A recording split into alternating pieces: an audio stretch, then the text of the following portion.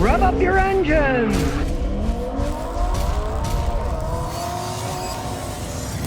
All right, today we got something interesting. It's a 2010 Ford Taurus SHO, the super high output.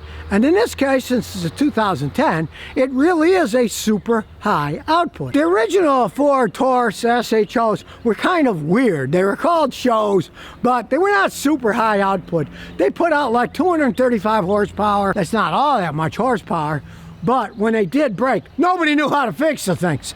I had customers in Houston, when the engines blew, they'd either junk them or they get a used engine from a wreck. This is the 2010, and it's the first year of the last models that they made. As you can see, after you take the stupid beauty cover off, throw it in the grass, this is a completely redesigned V6 engine that puts out 365 horsepower. It's an EcoBoost with turbos and a high pressure fuel pump. It has gasoline direct injection. I've used a bunch of them as interceptors because they are fast. So 365 horsepower and a vehicle this size, these things can move. Now I know the first thing you're going to say is, but do they hold up or do they fall apart? Well, he bought this thing used at an auction, 36,000 miles. Now it has 199 something thousand miles, almost 200,000 miles, and still the original engine, still the original transmission, but it does have the second torque converter, which is kind of a funny story. It shows you that the Ford dealers often don't know what they're doing when they're working on them either, because he took it in and they said maybe it's in the valve system, the variable valve timing, and they worked on that. They did a bunch of things, and he said, I think it's a torque converter. Well, guess what? After they fiddled and fiddled and fiddled, finally they replaced the torque converter and the problem went away. So the main problem that's behind that, the engine puts out 365 horsepower. Torque converter couldn't take it, and it wore out. Now, the transmission itself is still original. He's got a little seepage. He's got to add fluid every once in a while. But that's why I like the older cars. Baby's still got a dipstick, so he can measure it. It gets low. He can add it in. It's not this horse manure system where there's no dipstick, and then you got to have one of the fancy computers like I have. You got to drive it around to operating temperature. You got to put it up a lift. Then you got to look at sensors. Then you got to open little petcocks and say, oh, is it coming out? Do we have to add some? Total nonsense. They should have kept the dipsticks like they did on this one. Now you can see the wheels are beautiful because he had them repowder coated. The wheels were made perfectly fine. You can see they're not cracking or anything. He just took them in and had them repowder coated, which is, hey, look at it.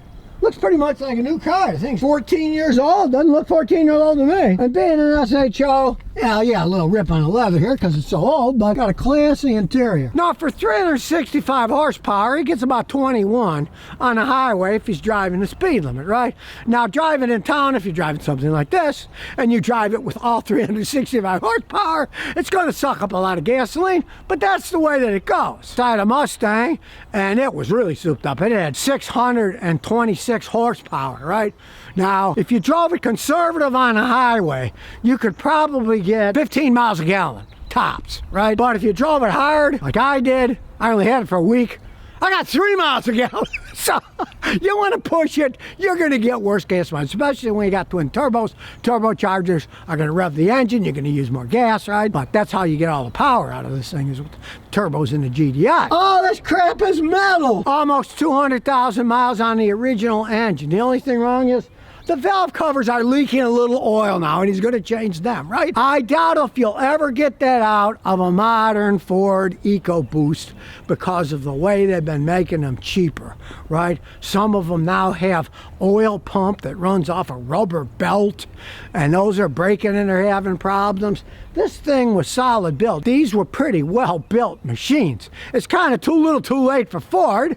They didn't sell all that many of them, but as you can see, almost 200,000 miles on a vehicle that's driven pretty hard, and it's still got the original engine and tranny.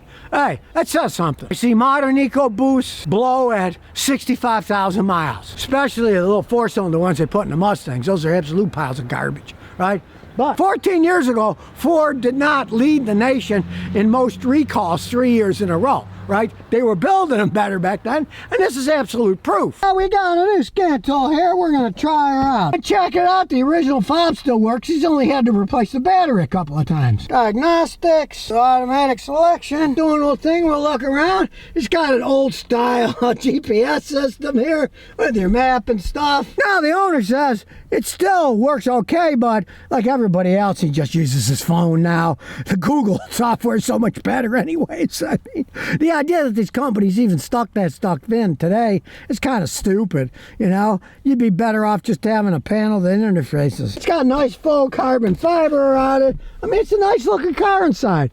It's all this is it's in pretty good shape. The seats are still comfy. And older, I mean, it's got stuff on the steering wheel, kind of basic. It's got your cruise control, then it's got your stereo media and a phone setup. Even though it's old, it's got a lot of data in it because this is an EcoBoost system, and they're relatively complex. 100% done. So, let's see, we'll start up with the generic module has a fault. There'll be probably some squirrely stuff we don't care about. Tire pressure sensor fault. Well, who cares? Now, he recently had the battery changed. We might get some squirrely codes from the previous time that nobody reset them. But on a car this old, hey, I would not trust the tire pressure monitoring system. I would use a tire pressure gauge. That's something this old. The batteries are going to wear out on the stupid thing. So we'll erase that code just to see after we drive it. And it's got some codes for the driver's door module.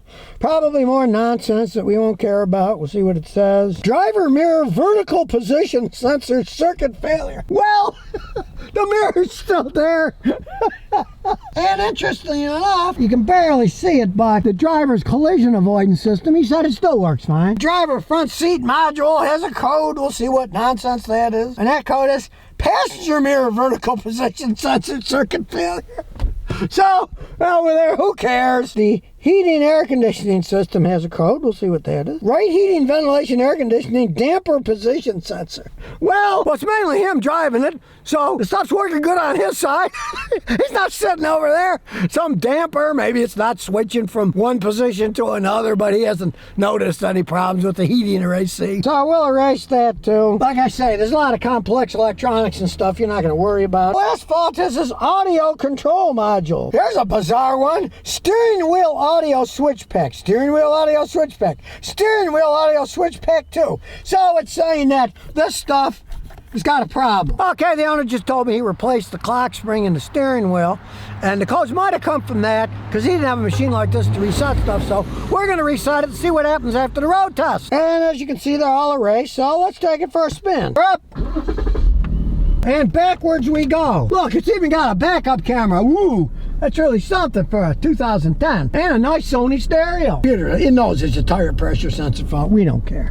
He's not going to mess with all that stuff. Almost 200,000 miles. Still idles pretty good. See how the shifting is? We're going uphill. It shifted. I didn't even feel the shift. So, hey, it obviously still shifts good. He did replace the torque converter. And, well, still corners quite well. I think it's going to be fun when we get to the little drag strip. You can hear it. Hear it? Woo! And yes, indeed, almost 200,000 miles later, the turbochargers are still original. Generally, aren't going to see that on a modern Ford, but they were building them a bit better back in the day. Did say that first gear might be getting a little bit weak with 200,000 miles on it. So we'll see how that pans out when we get to our little drag strip. Nobody behind us. So we'll get ready. On your mark. Get set. Go! Whoa! That thing still kicks in, and the tranny didn't feel bad at all.